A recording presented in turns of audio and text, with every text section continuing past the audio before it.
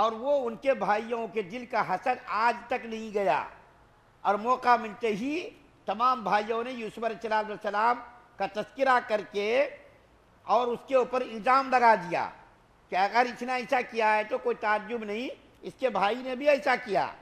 تو یوسف علیہ السلام کہہ رہے ہیں کہ اللہ کو معلوم ہے جو تم کچھ کہہ رہے ہو، اور یوسف علیہ السلام کا اخلاق دیکھیے، اتنا سارا ہونے کے باوجود اور اتنا بڑا الزام لگانے کے باوجود یوسف علیہ السلام نے بھائیوں کو نہیں ڈانٹا اور بھائیوں کو برا بھلا نہیں کہا کہ تم لوگ کم وقت جھوٹے ہو، تم نے اپنے باپ سے وعدہ کر کے یوسف علیہ السلام کو تم نے جو دھوکہ دے کر کے جنگلوں میں لے جا کر کے کنویں میں ڈال دیا، اور پھر جو ہے تاجروں کے ہاتھ میں اس کو بیچ دیا، پھر جو ہے مصر کے بازار میں ان کو بیچا گیا، تم ہی لوگ کم وقت لوگ جھوٹے ہو۔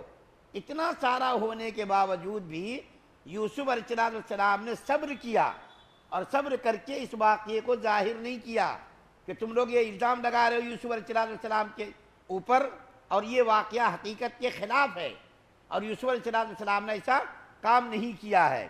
یہاں پر ایک بات بتا کر کے ختم کرتا ہوں، حسد اتنی بری بلا ہے، حسد جب آدمی کے دل کے اندر پیدا ہو جاتا ہے تو آدمی حسد کرنے والا جس سے اس کو حسد ہوتا، اس کی کوئی بات، کوئی عمل، کوئی چیز حسد کرنے والے کو پسند نہیں آتی۔ جس سے اس کو حسد ہوتا، اس کا کھانا پسند نہیں آتا، اس کا کپڑا پسند نہیں آتا، اس کا چلنا پسند نہیں آتا، اس کا کاروبار پسند نہیں آتا، اس کے پاس گھر ہے تو گھر پسند نہیں آتا۔ حاسد کے دل میں یہ خواہش رہتی ہے کہ کسی طریقے سے جس سے مجھ کو حسد ہے اس کا ملیا میٹ ہو جانا، وہ بالکل ختم ہو جائے، برباد ہو جائے، تباہ ہو جائے۔ اور یہ حسد اتنی بری بلا ہے، آدمی حسد کی آگ میں جلتا رہتا ہے۔ دیکھیے شیطان کا ایک واقعہ مجھ کو یاد آیا، میں یہ واقعہ بیان کر کے ختم کرتا ہوں کہ شیطان نے آدم علیہ السلام کو بہکایا، جس کے نتیجے میں آدم علیہ السلام کو اللہ تعالیٰ نے جنت سے نکال کر کے دنیا کے اندر بھیجا، اور شیطان کو بھی جنت سے نکال دیا۔ ہوتے ہوتے ہزاروں سال کے بعد موسیٰ علیہ السلام دنیا کے اندر تشریف لائے، تو ایک مرتبہ موسیٰ علیہ السلام کی ملاقات شیطان سے ہو گئی۔ تو شیطان نے کہا موسیٰ علیہ السلام سے کہ اے موسیٰ علیہ السلام، آپ طور پہاڑ پر جاتے ہیں اور اللہ تعالیٰ سے براہ راست آپ کی گفتگو ہوتی ہے، بات چیت ہوتی ہے، تو میں اللہ کا نافرمان ہوں، کیا میری مغفرت ہو جائے گی؟ اللہ تعالیٰ سے آپ ذرا پوچھ کر کے بتائیے، اگر میری مغفرت ہو جائے گی تو اس کا کیا طریقہ ہوگا، اس کی ترتیب کیا ہوگی، ذرا آپ پوچھ کر کے اللہ سے معلوم کر کے بتائیے۔ موسیٰ علیہ السلام بہت خوش ہوئے کہ شیطان کم وقت اگر صحیح ہو گیا تو دنیا سے برائیوں کا خاتمہ ہو جائے گا، شرک کا، کفر کا، ساری برائیوں کی جڑیں ختم ہو جائے گی۔ تو موسیٰ علیہ السلام طور پہاڑ پر گئے، اللہ تعالیٰ سے بات ہوئی، ہم کلامی کا شرف حاصل ہوا۔ اسی درمیان میں موسیٰ علیہ السلام نے اللہ تعالیٰ سے پوچھا، یا اللہ، شیطان نے مجھ سے ایسا سوال کیا ہے کہ میری توبہ کی کوئی شکل ہے کیا، میں توبہ کرنا چاہتا ہوں۔ تو اللہ تعالیٰ نے کہا کہ ہاں، اس کی توبہ قبول ہو جائے گی، لیکن ایک شرط کے ساتھ، اگر وہ شرط اس نے پوری کر دی تو اس کی توبہ قابل قبول ہے۔ تو اللہ تعالیٰ نے پوچھا وہ شرط کیا ہے؟ اللہ تعالیٰ نے فرمایا کہ آدم علیہ السلام کی قبر کو سجدہ کر لے۔ شیطان آدم کی قبر کو سجدہ کر لے، اللہ تعالیٰ اس کی توبہ کو قبول کر لیں گے۔ موسیٰ علیہ السلام بڑے خوش ہوئے کہ یہ کام تو کوئی بڑا نہیں ہے، آدم علیہ السلام کی قبر کو سجدہ کر لے، توبہ اس کی قبول ہو جائے گی، وہ سدھر جائے گا، دنیا سے برائیوں کا خاتمہ ہو جائے گا۔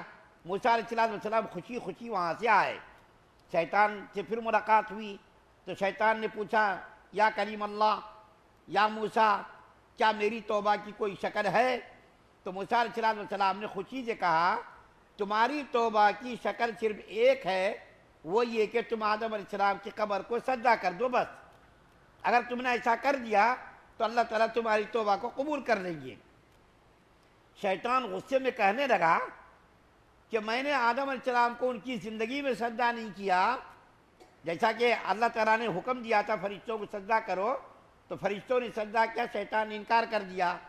تو شیطان کہنے لگا کہ میں نے آدم علیہ السلام کی زندگی میں اس کو سجدہ نہیں کیا، اس کے مرنے کے بعد اس کی قبر کو سجدہ کروں، ایسا ہو نہیں سکتا۔ ہزاروں سال گزر گئے، لیکن شیطان کے دل کے اندر انسان کے خلاف نفرت، عداوت، حسد، جلن، کپٹ، ہزاروں سال گزرنے کے بعد بھی یہ بیماری اس کے دل سے نہیں گئی، اور آج بھی نہیں گئی ہے۔ آج بھی اس کے دل کے اندر انسانوں کی نفرت، عداوت، حسد، کینہ، کپٹ آج بھی ہے، کہ انسان کو ہر لمحہ، ہر منٹ، ہر سیکنڈ بہکانے کی کوشش میں لگا رہتا ہے، ہر وقت وہ اسی میں لگا رہتا۔ اسی طریقے سے انسانوں میں بھی بہت سارے لوگ ایسے ہیں جو حسد کی بیماری کے اندر مبتلا ہیں۔ کسی کی اگر اولاد کامیاب ہے، تعلیم یافتہ ہے، نوکری والا ہے، کمانے والی اولاد ہے، اس کو آجو بازو والے دیکھنا نہیں چاہتے۔ آجو بازو والوں کی یہ کوشش ہوتی ہے کہ یہ بازو والا مٹ جائے، ختم ہو جائے، چاہے کسی بھی طریقے سے اس کو مٹایا جائے، اس کے اوپر غلط الزام لگا کر کے، اس کے اوپر غلط بدنام کر کے، تہمت لگا کر کے، کسی بھی صورت میں آزو بازو والوں کی کوشش ہوتی ہے کہ اس کو مٹا دیا جائے، ختم کر دیا جائے۔ وہ حسد کی آگ میں جلتا رہتا، اس کا ہی نقصان ہوتا۔ جس سے حسد ہوتا ہے وہ حسد کی آگ میں جلتا ہے، لیکن جس سے حسد ہوتا ہے اس کا کچھ نقصان نہیں ہوتا۔ راتوں کی نیند ختم ہو جاتی ہے، جن کا چین اور سکون ختم ہو جاتا ہے۔ اس لیے نبی کریم صلی اللہ علیہ وسلم نے حسد سے منع کیا اور فرمایا کہ حسد آدمی کی نیکیوں کو اس طرح کھا جاتا ہے جس طرح کہ لکڑی کو آگ جلا دیتی ہے، اسی طریقے سے آدمی کی نیکیوں کو حسد جلا دیتا ہے۔ حسد اتنی خطرناک بیماری ہے، اس سے آدمی کو کوئی فائدہ نہیں ہے۔ دیکھیے یوسف علیہ السلام کے بھائیوں کے دل کے اندر 40-50 سال پرانا واقعہ یاد آ رہا، اور یوسف علیہ السلام کے اوپر غلط الزام لگا رہے ہیں، چوری کا وہ بھی الزام، حالانکہ کوئی اس کی حقیقت نہیں۔ اور یوسف علیہ السلام کے اخلاق کو دیکھیے، کردار کو دیکھیے کہ یوسف علیہ السلام کے بھائی لوگ یوسف علیہ السلام پر الزام لگا رہے ہیں۔ ان کو معلوم نہیں کہ یہ میرا بھائی یوسف ہے، جس کو 50 سال پہلے ہم نے کنویں میں ڈالا تھا، کنویں سے نکال کر کے تاجروں کے ہاتھ میں فروخت کیا تھا۔